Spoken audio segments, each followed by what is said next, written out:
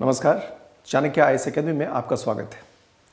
इस वीडियो में हम बात करने वाले हैं सुप्रीम कोर्ट के हाल ही में दिए गए उस निर्णय पर जिसमें बात की गई है कि तलाक क्या सुप्रीम कोर्ट 142 के अंतर्गत दे सकती है या नहीं। आइए हम देखते हैं इसे विस्तार के साथ। सुप्रीम कोर्ट की 5 न्यायाधीश की संवैधानिक पीठ ने यह फैसला सुनाया है कि संविधान के अनुच्छेद 142(1) के तहत जो पूर्ण न्याय है, उस पूर्ण न्याय को सुनिश्चित करने के लिए सुप्रीम कोर्ट अपनी उस शक्ति का प्रयोग करते हुए उस विवाह को भंग कर सकती है जिस विवाह के अब कायम रहने की कोई संभावना नहीं है। उसी पर सुप्रीम कोर्ट ने यहाँ पर यह भी बात कही है कि सुप्रीम कोर्ट जो अदालत में या परिवार अदालत में विवाह को भंग करने की अपनी एक जो प्रक्रिया है उससे अलग जा सकती है, और वह जो अलग जाने का आधार वह है अनुच्छेद 142। न्यायमूर्ति एस.के. कौल की अध्यक्षता वाली वह खंडपीठ है, और उस खंडपीठ ने यहाँ पर यह बात कही है कि हिंदू विवाह अधिनियम 1955 के तहत तलाक लेने के लिए जो अनिवार्य 6 महीने की प्रतीक्षा अवधि है, वह अवधि 142 के अंतर्गत जब तलाक दिया जाएगा तो उस अवधि को यहाँ पर कंसीडर नहीं किया जाएगा। और उसमें यह बात भी सुप्रीम कोर्ट ने कही है कि भले ही कोई भी पार्टी अगर इच्छुक हो कि शादी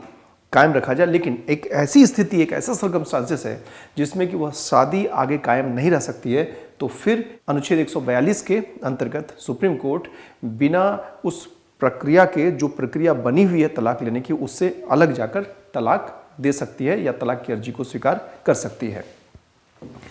वही अगर हम बात करें संविधान के अनुच्छेद 142, तो वह क्या है, जरा उस पर गौर कीजिए। अनुच्छेद 142 की जो उपधारा 1 है उसके अंतर्गत सर्वोच्च न्यायालय कोई भी ऐसी डिक्री पारित कर सकता है या ऐसा आदेश दे सकता है जो किसी भी कारण या मामले में पूर्ण न्याय उसको सुनिश्चित करना हो, और इस तरह से पारित कोई भी डिक्री या ऐसा कोई भी आदेश वह पूरे भारत में लागू होगा। और जो वर्तमान मामला है शिल्पा शैलेश बनाम वरुण श्रीनिवासन का मामला, उस मामले में सुप्रीम कोर्ट ने यह डिसीजन दिया था, और यह मामला 2014 में दायर किया गया था, जहां दोनों पक्षों ने अनुच्छेद 142 के तहत तलाक मांगा था। वहीं अगर हम आगे देखें इस मामले में सुप्रीम कोर्ट ने क्या बात की, तो सुप्रीम कोर्ट ने यह बात कही थी कि पक्षकारों को, मतलब दोनों पार्टी की बात यहां पर हो रही है, तलाक देते समय सुप्रीम कोर्ट का यह कहना है कि यह प्रक्रिया के साथ साथ जो मौजूदा मूल कानून है वह उससे तभी हट सकता है जब अनुच्छेद 142(1) के तहत शक्ति का प्रयोग करने का निर्णय मौलिक, सामान्य और विशिष्ट सार्वजनिक नीतियों के विचारों पर आधारित हो। अब यहां सवाल यह उठता है कि क्या है वह विशिष्ट सार्वजनिक नीति। तो विशिष्ट सार्वजनिक नीति की जो मूलभूत सामान्य शर्तें वो देखिए क्या है कि मूल अधिकारों, धर्मनिरपेक्षता, संघवाद और संविधान की अन्य बुनियादी विशेषताओं का वह उल्लेख करती है। क्या? विशिष्ट सार्वजनिक नीति। फिर अगर हम आगे देखें तो एक टर्म है, जरा उसको ध्यान से देखिएगा, वह टर्म है इर्रिट्रीवेबल ब्रेकडाउन ऑफ मैरिज। मतलब यह है कि विवाह में सुलह की कोई गुंजाइश नहीं है, और इसी से संबंधित यह मामला गया था कहां पर, सुप्रीम कोर्ट में। तो मतलब यह है कि एक ऐसी स्थिति जिसमें कि अब विवाह फिर से उस स्थिति में नहीं पहुंच सकती है और जिसका टूटना एकदम से निश्चित है। और जब ऐसे मामले जब सुप्रीम कोर्ट के पास गए थे,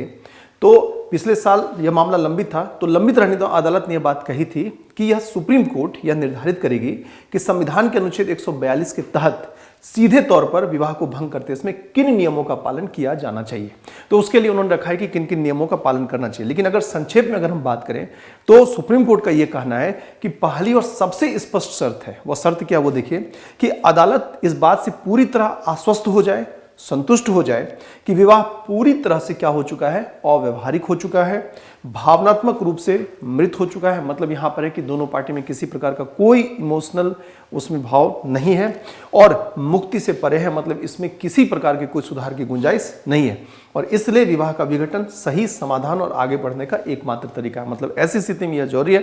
कि दोनों पक्ष विवाह के बंधन से आगे बढ़ जाएं और एक स्वतंत्र जीवन वो जिए। वही आगे हम और अगर हम देखें कि किन किन शर्तों की बात सुप्रीम कोर्ट ने कही थी, तो देखिए सबसे पहली बात तो सुप्रीम कोर्ट ने यह कही थी कि 142 के अंतर्गत जो तलाक है उस तलाक को तभी मान्यता मिल जाएगी जब, पहली बात ये उसमें यह देखा जाएगा कि विवाह के बाद जो दोनों पक्ष हैं वो दोनों पक्षों को एक साथ जो है वो कब तक वो रहे हैं, एक साथ रहने की उनकी अवधि कितनी है। दूसरी बात कि जो पक्षकार है अंतिम बार वो कब एक साथ रहे थे। उसके अलावा जो पक्षकार हैं एक दूसरे और उनके परिवार के सदस्यों के खिलाफ क्या क्या आरोप लगाए, मतलब एक दूसरे को लेकर उन्होंने क्या क्या आरोप लगाए हैं। तीसरा अगर उसमें हम देखें तो कानूनी कार्रवाई में समय समय पर क्या क्या पारित आदेश हैं, जो प्रक्रिया चली है उसमें क्या क्या आदेश दिए गए हैं, और फिर व्यक्तिगत संबंधों पर क्या प्रभाव है, मतलब यहां पर कि जो वैवाहिक संबंध में बंधे हुए हैं तो फिर यहां पर यह कि जो एक दूसरे के खिलाफ आरोप प्रत्यारोप लगे हैं तो इस पर उनके व्यक्तिगत संबंधों पर क्या प्रभाव पड़ा है। फिर आगे यहां पर देखें उसमें यह भी बात कही है सुप्रीम कोर्ट ने कि न्यायालय द्वारा या मध्यस्थता के माध्यम से विवादों को निपटाने के लिए क्या और कितने प्रयास किए गए हैं और अंतिम प्रयास कब किया गया है। साथ ही साथ इसमें यह भी बात कही गई है कि यह भी देखना है कि दोनों पक्षों की आर्थिक और सामाजिक स्थिति कैसी है। इसका मतलब यहां पर यह है कि क्या उनके कोई बच्चे हैं या नहीं है, अगर बच्चे हैं तो उनकी उम्र कितनी है, और क्या पति पत्नी और बच्चे आश्रित हैं। मतलब ये सारे वो ग्राउंड हैं जिन ग्राउंड के आधार पर 142 के अंतर्गत तलाक देने की बात कही गई है। वही अगर हम देखें कि तलाक लेने की एक प्रक्रिया है जो हिंदू विवाह अधिनियम 1955 के अंतर्गत है। अभी तो हमने ये देखा कि इससे अलग जाकर सुप्रीम कोर्ट 142 के अंतर्गत तलाक दे सकती है, लेकिन यहां पर यह बात है कि सामान्य प्रक्रिया क्या है। तो सामान्य प्रक्रिया है हिंदू विवाह अधिनियम की धारा 13B, जिसके अंतर्गत यह बात कही गई है कि आपसी सहमति से तलाक प्रदान किया जा सकता है। उसके लिए क्या प्रक्रिया है? प्रक्रिया यह है कि विवाह मतलब दोनों पक्ष को क्या करना होगा, एक साथ जिला अदालत में याचिका दायर करनी चाहिए, और इस आधार पर किस आधार पर, वो देखिए पहली बात तो ये कि वे 1 वर्ष या उससे अधिक समय से अलग अलग रह रहे हैं। दूसरी बात देखिए कि वे एक साथ रहने में अब सक्षम नहीं है, और फिर तीसरी बात कि वे परस्पर सहमत हैं कि विवाह भंग कर देना चाहिए। और ये जो प्रक्रिया प्रारंभ होती है उसमें ये बात ध्यान देनी होगी 6 महीने से 18 महीने के बीच की अवधि होती है, और उसमें यह शर्त रखी गई है कि जो पहली याचिका दी गई है तो दूसरी याचिका कब दी जाएगी। तो उसमें यह बात कही गई है कि जो दूसरी याचिका, दूसरा प्रस्ताव विवाह तोड़ने से संबंधित या तलाक से संबंधित, उसमें यह है कि याचिका की प्रस्तुति के तारीख के बाद 6 महीने से पहले नहीं। मतलब ये कि दूसरी याचिका जो होगी वह 6 महीने से पहले नहीं होगी, और फिर उसके बाद और भी है कि चूंकि 18 महीने मतलब 6 महीने से 18 महीने की अवधि होती है, तो फिर 18 महीने के बाद भी नहीं होनी चाहिए, उसमें यह शर्त है। उसके अलावा यहां पर यह बात कही गई है कि आखिर 6 महीने की यह अनिवार्य प्रतीक्षा का क्या उद्देश्य है। उद्देश्य यहां पर यह है कि मान लें कि जल्दबाजी में या उस समय अगर आक्रोश हो उसके कारण अगर तलाक की अर्जी दे दी गई है, तो जो 6 महीने की अवधि है उसमें सोचने विचारने का एक समय मिलता है, ताकि जो तलाक की अर्जी दी है उसको फिर वापस लिया जा सके। और उसके बाद यहां पर बात कही गई है कि अदालत संतुष्ट होने पर पक्षों को सुनने के बाद और ऐसी जांच करने के बाद जो वो उचित समझे कि याचिका में दिए गए सभी कथन सत्य हैं। तो मतलब यहां पर यह है कि अगर ये सारी चीजें हो जाती है तो फिर तलाक की डिक्री पारित कर दी जाती है, और तलाक की डिक्री पारित करने के बाद जिसमें कि डिक्री की तारीख से विवाह को भंग करने की घोषणा की जाती है, और उस तिथि से यह माना जाता है कि अब दोनों पक्ष विवाह के बंधन में नहीं है। और साथ ही साथ यहां पर यह बात भी समझनी होगी कि आपसी सहमति से तलाक की याचिका शादी के 1 साल के बाद ही दायर की जा सकती है। मतलब ये